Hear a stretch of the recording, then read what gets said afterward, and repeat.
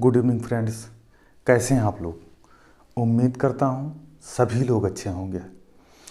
और आज कई दिनों के बाद हम क्लास ले रहे हैं। दिक्कत क्या थी? दिक्कत यह थी, इस समय कुछ हमारी जो तबीयत है वो ठीक नहीं चल रही है, जिसकी वजह से क्लास हम नहीं ले पा रहे। तबीयत में क्या, थोड़ा सर्दी की वजह से बुखार और खांसी खुंसी, यही सब चीज़ें दिक्कतें चल रही थी, जो कि आजकल चल रहा है वायरल टाइप का। उसी की वजह से क्लास नहीं ले पा रहे थे। बोलने में दिक्कत होती है, आवाज़ चेंज लग रही होगी आप लोगों को। तो आज थोड़ा सही हुए तो हमने कहा क्लास लेते हैं। हमारे पास बच्चों की डिमांड आई थी, सर कॉन्स्टिट्यूशन के बारे में कुछ चीज़ें बताइए। जो एसएससी जीडी का एग्ज़ाम चल रहा है, जिससे हमको उसमें थोड़ा फ़ायदा हो जाए, सवाल मिल जाए। तो हम संविधान से संबंधित कुछ फैक्ट लेके आए हैं आपके सामने, उन पर चर्चा करेंगे। जैसा कि हम सभी लोग जानते हैं, हमारा देश आज़ाद कब हुआ था? 15 अगस्त 1947 को। आपसे अगर हम पूछें संविधान पारित कब किया गया, बताइए आप। 26 नवंबर 1949 को। और लागू कब हुआ या प्रभावी कब हुआ? 26 जनवरी 1950 को, जिस दिन को हम लोग गणतंत्र दिवस के रूप में मनाते हैं। इतना आया समझ में? हमारे संविधान को उधार का थैला कहा जाता है। सब लिखित संविधान, भारत का सबसे बड़ा लिखित संविधान है, और भी कई नामों से जाना जाता है। आपसे एक सवाल पूछना चाहते हैं हम। आप मुझे सवाल यह बताएं कि संविधान को जो लिखा था, किसने लिखा था? मैं आपको बता रहा हूँ। संविधान की जो मूल प्रति थी, हिंदी और इंग्लिश में, वो लिखी थी राम बिहारी नारायण रायजादा ने। रायजादा के परिवार का जो पेशा था वो कैलीग्राफी था। रायजादा के जो परिवार का पेशा था, क्या था? कैलीग्राफी था। उन्होंने संविधान की एक एक प्रति को लिखा था। किस भाषा में लिखा था? इटैलिक भाषा में लिखा था। नंबर 303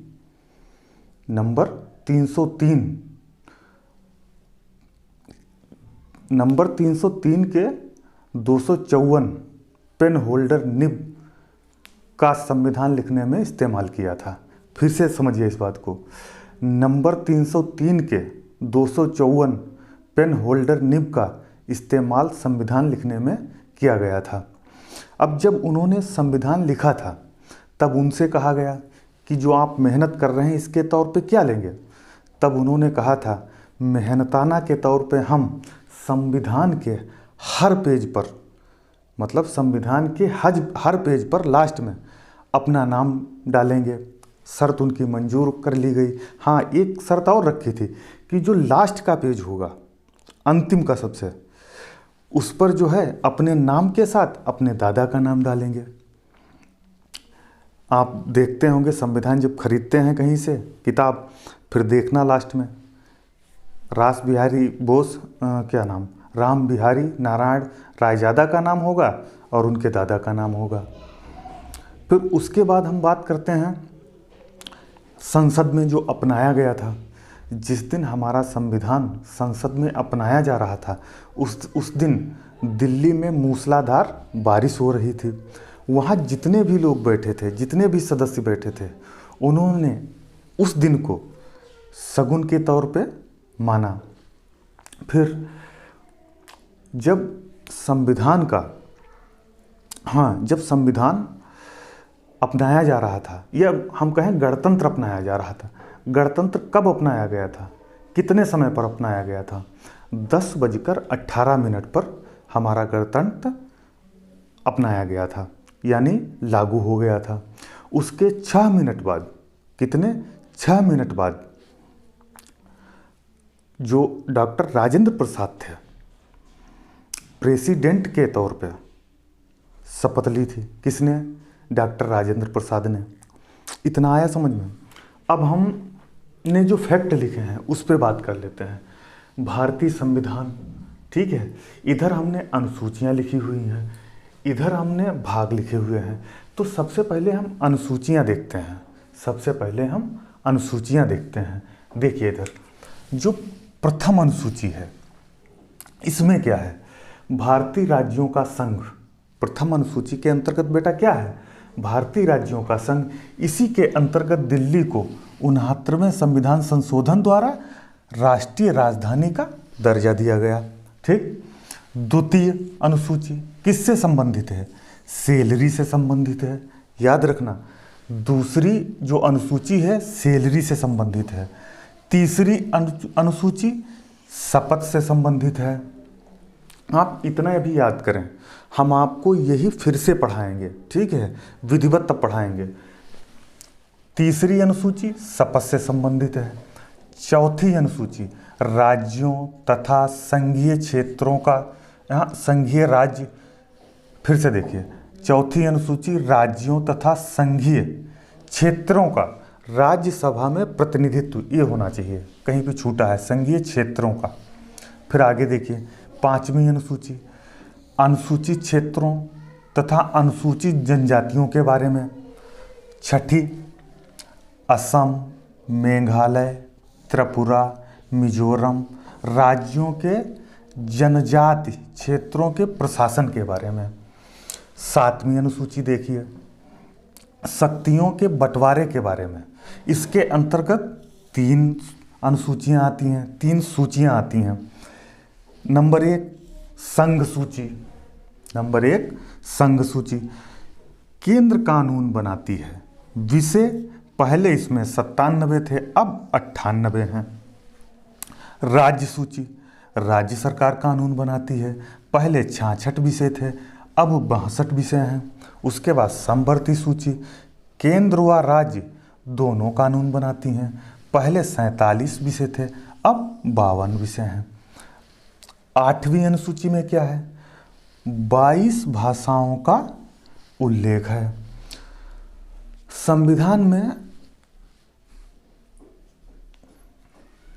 संविधान के 8वीं अनुसूची में क्या है, 22 भाषाओं का उल्लेख है। आपको पता होगा जो बोडो, डोंगरी, मैथिली, कौन कौन सा, बोडो, डोंगरी, मैथिली और संथाली को 2003 के 92 संशोधन द्वारा जोड़ा गया। और जो आपकी उड़िया है, उड़िया का नाम बदला गया था, उड़िया से नाम बदलकर ओडिया कर दिया गया। उड़िया से नाम बदलकर, जैसे पहले था उड़िया, बदला गया इसका, तो क्या किया गया, ओडिया। ये कब किया गया, ये 2011 में किया गया, याद रखना। फिर आगे देखो, 9वीं अनुसूची, यह प्रथम संविधान संशोधन 1951 में जोड़ी गई, जिसके अंतर्गत क्या आता है, संपत्ति का अधिग्रहण आता है। संपत्ति का अधिग्रहण क्या होता है, किसी सार्वजनिक उद्देश्य के लिए केंद्र सरकार अचल संपत्ति का अधिग्रहण कर सकती है। देखिए आगे 10वीं अनुसूची, यह 52वें संविधान संशोधन 1985 द्वारा जोड़ी गई, जो दल बदल से संबंधित है, दल बदल कानून से संबंधित है। दल बदल कानून क्या होता है, जैसे मान लो कोई विधायक है, वो बीजेपी पार्टी में है, भारतीय जनता पार्टी में है, वो भारतीय जनता पार्टी को छोड़ दे और किस में चला जाए,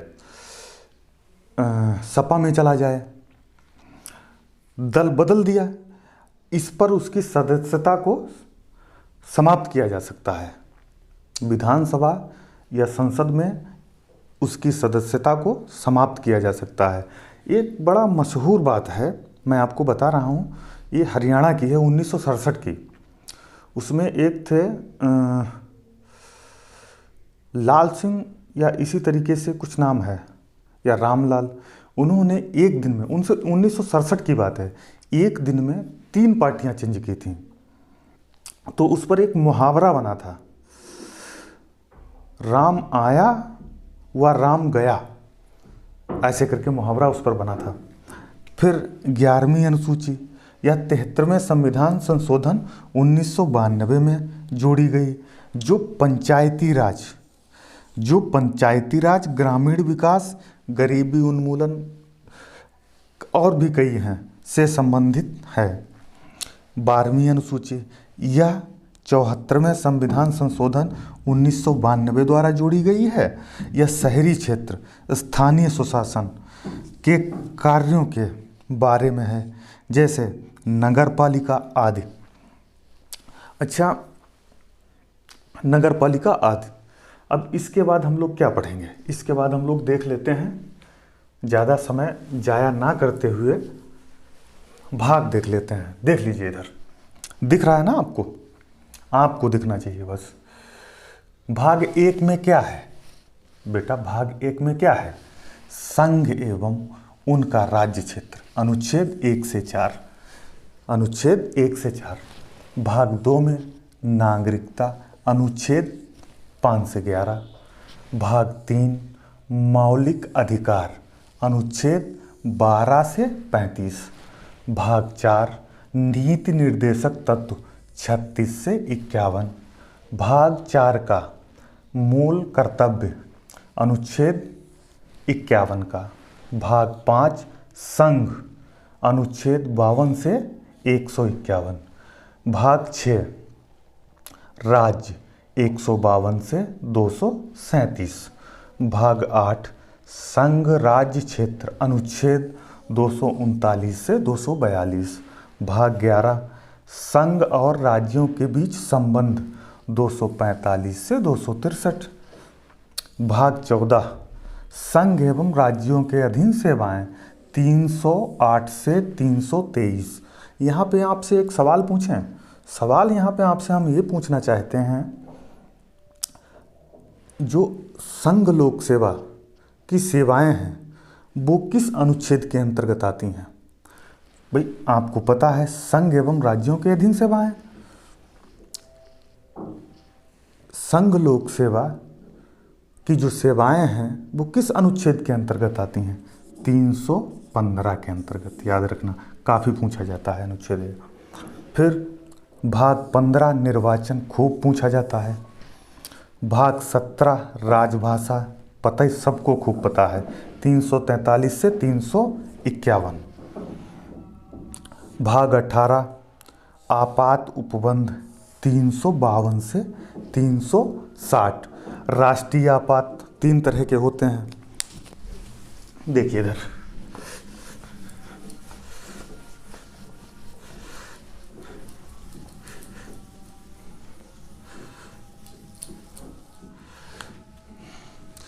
राष्ट्रीय आपात जो होते हैं वो कितने तरह के, आपातकाल कितने तरह के होते हैं? 3 तरह के। एक तो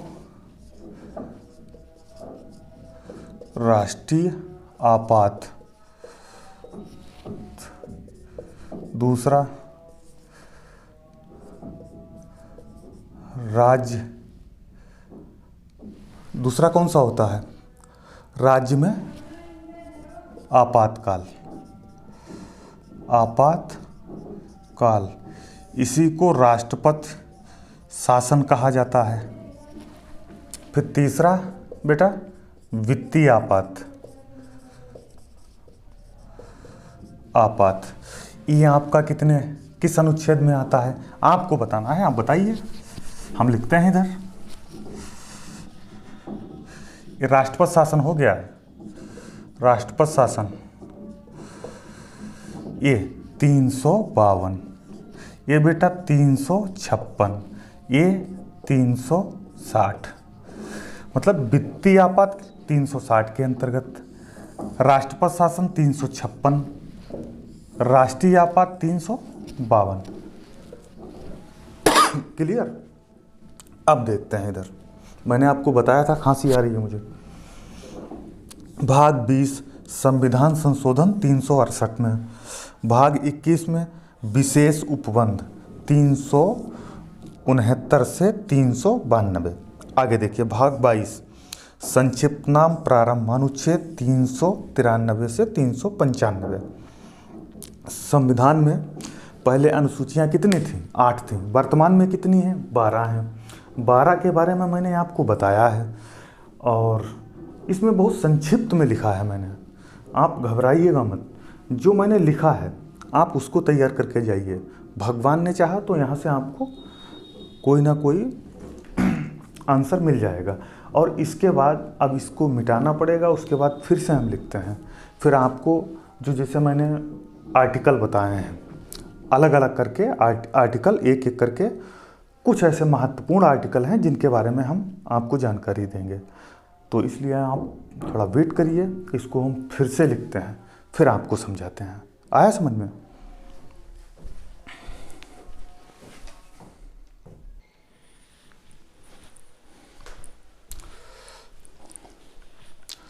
अब हम लोग सबसे पहले जो हमारे मूल अधिकार हैं 6, उनको देखते हैं। आइए हमारे साथ। सबसे पहले समता या, दिख रहा है ना आपको, समता या समानता का अधिकार, अनुच्छेद 14 से 18। उसके बाद स्वतंत्रता का अधिकार, अनुच्छेद 19 से 22। ये मैं आपको पढ़ा चुका हूँ और कई बार मैंने पढ़ाया है अनुच्छेद के बारे में, उसके बावजूद भी आपको पढ़ा रहे हैं। तो इनको एक एक करके, जैसे बोलने की आज़ादी किस में है, ठीक है, नस्ल धर्म जाति उपाधियों का अंत, ये सब पढ़ा चुके हैं आपको, ठीक है। आगे देखिए, शोषण के विरुद्ध अधिकार, अनुच्छेद 23 से 24। धार्मिक स्वतंत्रता का अधिकार 25 से 28। आगे पढ़ेंगे अभी आप। फिर संस्कृत व शिक्षा संबंधी अधिकार, अनुच्छेद 29 से बेटा 30। संवैधानिक उपचारों का अधिकार, अनुच्छेद 32। अब अनुच्छेद 20 देखिए, दोष सिद्ध के संबंध में संरक्षण। यदि आपको पकड़ लिया जाता है उसके बाद भी सुरक्षा दी जाती है। आप कोई अपराध करते हैं या नहीं भी करते हैं, पुलिस द्वारा जब आपको पकड़ा जाता है तब आपको दोष सिद्ध के संबंध में, हाँ, यदि आपके ऊपर दोष सिद्ध हो जाता है उसके बाद भी आपको संरक्षण दिया जाता है। अनुच्छेद 21, दैहिक स्वतंत्रता या जीने की स्वतंत्रता। अनुच्छेद 21 का 6 से 14 वर्ष के बच्चों के लिए निःशुल्क पढ़ाई सुविधा। 86वां संविधान संशोधन 2002, एक कई बार परीक्षा में पूछा गया है, एक बार फिर से इसको देखिए। अनुच्छेद 21 का 6 से 14 वर्ष के बच्चों के लिए निःशुल्क पढ़ाई, 86वां संविधान संशोधन 2002। अनुच्छेद 22, गिरफ्तारी व निषेध में संरक्षण। फिर अनुच्छेद 23 बेगारी से संबंधित है। अनुच्छेद 24, 14 वर्ष से कम वाले बच्चे किसी भी कारखाने में जोखिम भरा काम नहीं कर सकते हैं, सही बात। अनुच्छेद 25, मनचाहा धर्म अपनाकर उसका प्रचार प्रसार करना। हिंदू से मुस्लिम में जा सकते हैं, मुस्लिम से सिख में जा सकते हैं, सिख में ईसाई से जा सकते हैं और जो है उसका प्रचार प्रसार कर सकते हैं। सबसे अच्छा है जिस धर्म में भगवान ने आपको जन्मा है आप उसी में रहिए, क्योंकि धर्म कोई भी हो हमेशा जोड़ने का काम करता है, ना कि तोड़ने का काम। आजकल क्या है, लोग धर्म के जो मूलभूत तत्व हैं उनको ना समझ पाने के कारण धर्म के नाम पर अधर्म और कुकर्म को बढ़ावा दे रहे हैं। ऐसा है या नहीं है? है ऐसा। अनुच्छेद 26, विधि सम्मत संपत्ति का अर्जन। अनुच्छेद 27, धार्मिक कर्म में बाध्य नहीं, पता है। अनुच्छेद 29, अल्पसंख्यक वर्गों के हितों का संरक्षण। अनुच्छेद 30, शिक्षण संस्थाओं की स्थापना। कौन? अल्पसंख्यक वर्ग के लोग। अनुच्छेद 38, नीति निर्देशक तत्व। अनुच्छेद 39 का समान कार्य समान वेतन। अनुच्छेद 39 खा, सार्वजनिक धन का स्वामित्व। अनुच्छेद 39 गा, धन का समान वितरण। अनुच्छेद 40, ग्राम पंचायतों का गठन। अनुच्छेद 41, कुछ दशाओं में काम, शिक्षा व लोक सहायता पाने का अधिकार।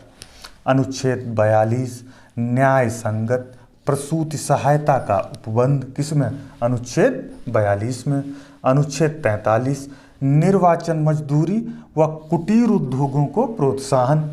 आगे देखिए अनुच्छेद 44 नागरिकों के लिए समान सिविल संहिता।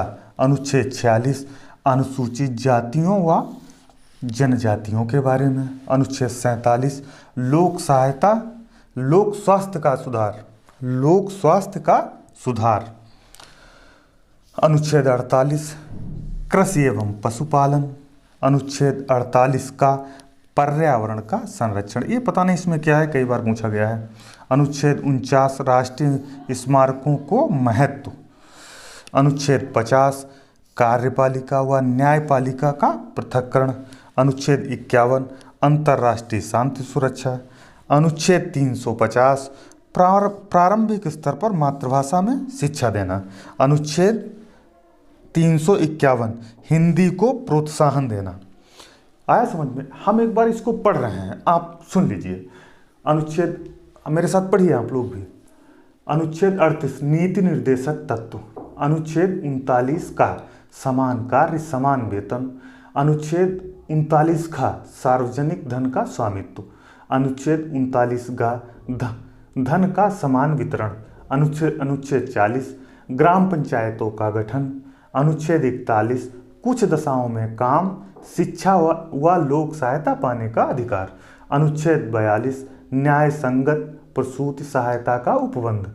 अनुच्छेद 43 निर्वाचन मजदूरी व कुटीर उद्योगों को प्रोत्साहन। अनुच्छेद 44 नागरिकों के लिए समान सिविल संहिता। अनुच्छेद 46 अनुसूचित जातियों व जनजातियों के बारे में। अनुच्छेद 47 लोक स्वास्थ्य का सुधार। अनुच्छेद 48 कृषि एवं पशुपालन। अनुच्छेद 48 का पर्यावरण का संरक्षण। अनुच्छेद 49 राष्ट्रीय स्मारकों का महत्व। अनुच्छेद 50 कार्यपालिका व न्यायपालिका का पृथक्करण। अनुच्छेद 51 अंतर्राष्ट्रीय शांति सुरक्षा। अनुच्छेद 350 प्रारंभिक स्तर पर मातृभाषा में शिक्षा देना। अनुच्छेद 351 हिंदी को प्रोत्साहन। ये हमने नोट में लिखा है, नोट का मतलब आपको भूलना नहीं है। इतना पढ़ा आपने। अब तबीयत तो ठीक नहीं है, पता है आपको, इससे इतने पढ़ाएंगे आज, और बाकी ज़रूरत पड़ी तो इसके आगे बताएंगे, क्योंकि अभी नए बैच स्टार्ट होने वाले हैं और उनमें स्टार्टिंग से क्लासें चलेंगी यूट्यूब पे भी, हमारे अखलाक सर क्लासेस पे भी, और कोचिंग संस्थान पे भी। आया समझ में? और इसी के साथ हमें इजाज़त दीजिए, और फिर अगले समय एक नए विषय के साथ आपसे मुलाकात होती है। तब तक के लिए धन्यवाद।